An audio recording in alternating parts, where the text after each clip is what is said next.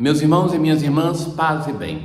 Os Atos dos Apóstolos faz sempre assim, que introduz um personagem, depois deixa-o de lado por um tempo, desenvolve a história desse personagem, por exemplo, assim nós vimos com Saulo, depois deixa-o de novo para continuar a desenvolver a história de um outro personagem.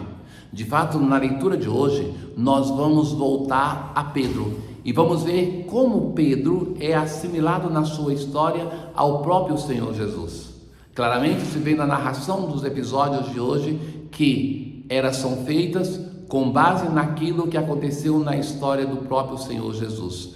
Além de um aspecto belo, Pedro recebeu do Senhor a missão de sustentar os seus irmãos, e que hoje, concretamente na leitura, nós vemos o empenho deste apóstolo, que ao invés de viver serenamente o tempo de tranquilidade, ele vai se empenhar para animar, para sustentar os irmãos na fé.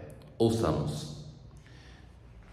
Na antífona de entrada de hoje: esta é uma virgem sábia, uma das jovens prudentes que foi ao encontro de Cristo com uma lâmpada acesa. Aleluia. Nós hoje celebramos a doutora da igreja, Santa Catarina de Sena. Celebrar um santo é sempre celebrar alguém que é para nós um modelo e intercessor, mas um santo doutor é também aquela pessoa que a igreja propõe como um modelo concretamente através do seu ensinamento. De fato, os escritos dessa santa vale a pena ser conhecidos para que nós possamos iluminar o nosso caminho de fé. O texto hoje da primeira leitura dos Atos dos Apóstolos começa dizendo assim: a igreja vivia em paz em toda a Judéia, Galileia e Samaria. Nós não ouvimos isso antes. É a primeira vez que os Atos dos Apóstolos vai dizer assim: a igreja vivia em um tempo de paz. Ela consolidava-se e progredia no temor do Senhor e crescia em número com a ajuda do Espírito Santo. O Espírito Santo, o temor do Senhor e o número de irmãos, a característica da comunidade. Pedro percorria todos os lugares.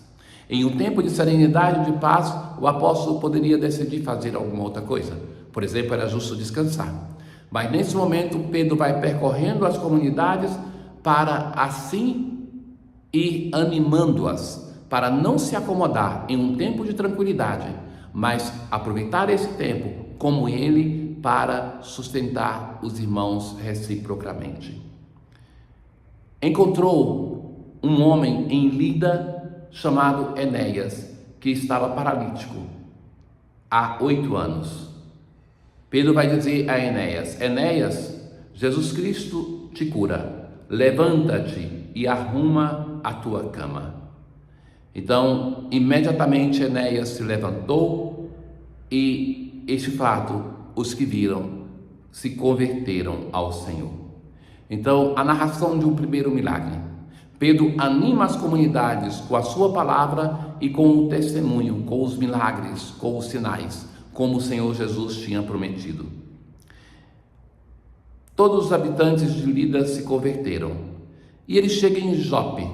Havia ali uma discípula chamada Tabita, que quer dizer gazela. Naqueles dias ela ficou doente e morreu. Então levaram seu corpo e o colocaram no andar superior. E então essa comunidade, sabendo que Pedro estava próximo, vai dizer: vem depressa até nós. Pedro partiu imediatamente. Ele chega ali, veja que parece com a narração do milagre da filha de Jairo, quando Jesus chega e vai no andar superior e ali ele manda sair a multidão. A menina está dormindo e ali então Pedro manda sair. Em seguida pôs-se de joelhos e rezou. Depois voltou-se para o corpo e disse: Tabita, levanta-te. E ela então abriu os olhos, viu Pedro e sentou-se. Pedro deu-lhe a mão e ajudou-a a levantar-se. Depois chamou os fiéis, as viúvas, e apresentou-lhes Tabita viva. O fato ficou conhecido em toda a cidade de Jope, e muitos acreditaram no Senhor. A narração de 2 milagres que são realizados através da intercessão de Pedro. O Senhor vai confirmar nos seus apóstolos, de um modo todo especial em Pedro, que ele escolhe e não abandona esses apóstolos, que não foram tão fiéis, que não foram tão brilhantes na vida pública de Jesus, mas que o Senhor reafirma o seu amor para com esses apóstolos, para com a sua igreja. No Salmo responsorial de hoje, rezamos com o Salmo 115. Elevo o cálice da minha salvação, invocando o nome santo do Senhor. É o modo que tenho para retribuir todo o bem que Ele faz. É sentida por demais pelo Senhor a morte de seus santos, seus amigos. Por isso oferta o sacrifício de louvor, invocando o nome santo do Senhor.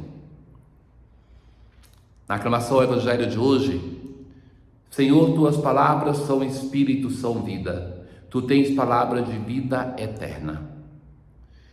Naquele tempo, muitos dos discípulos de Jesus que o escutaram disseram: esta palavra é dura, quem consegue escutá-la? Veja que muitas vezes nós seguimos o Senhor enquanto tem uma palavra que confirma o que nós estamos fazendo, ainda que de modo equivocado. Mas nós não suportamos com facilidade quando a palavra de Deus nos convoca a uma mudança, a uma conversão. É neste momento que nós reagimos mal. É nesse momento que nós não queremos mais seguir o Senhor. Essa palavra é dura. Essa palavra produz em nós uma mudança que nós não suportamos. Mas quem é que está dizendo isso? O capítulo começa com Jesus falando com uma multidão. Grande parte do capítulo Jesus vai falar com os judeus. E agora são os discípulos de Jesus, não são os judeus, os inimigos, são os discípulos que vão dizer: essa palavra é muito dura. E Jesus vai dizer: isso vos escandaliza? Isso vos incomoda? Isso é algo que destoa do vosso modo de pensar? Lembram o aspecto do sangue que eles não suportavam? E quando virdes o Filho do Homem subindo para onde estava antes? Quando virdes a ascensão do Senhor, que vai acontecer e que nós já vivemos depois da ascensão. O Espírito é que dá vida, a carne não adianta nada. As palavras que vos falei são Espírito e vida, mas entre vós há alguns que não creem.